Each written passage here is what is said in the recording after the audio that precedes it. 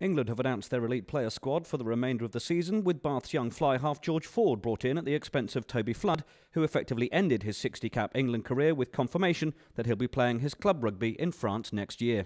You know, he's made a lifestyle decision, as I said. You know, we all respect that, and he's been great for us. He's been fantastic with me in my time, and I've got a really good relationship with him. You know, we had a couple of good meetings to talk it all through, and you know, respect his decision. But obviously, you know, he understands also that RFU policy dictates that, you know, we don't select players unless it's exceptional circumstances, and I'd rather make the decision now at this point, you know, 20 months out from a World Cup, and give someone like Stephen Marler or George Ford an opportunity to trim the squad to see what they can do as we get closer, because clearly next season Toby will be unavailable.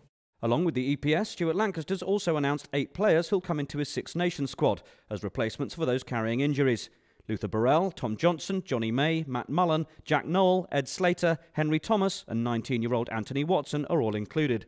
Lancaster aware that this is quite an injection of youth with the World Cup coming next year. Stuart, you've got 11 players who are under the age of 24. Did you imagine 2 years ago that 18 months from a World Cup you would have that amount of youth in this squad?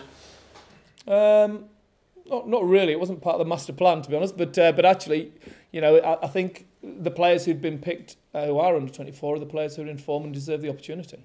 So the you know, the likes of Billy Vunipola or Owen Farrell or Joe Marler or Maka Vunipola, these guys, the quality players and they're playing well in the Premiership, and that's going to be the criteria for selection.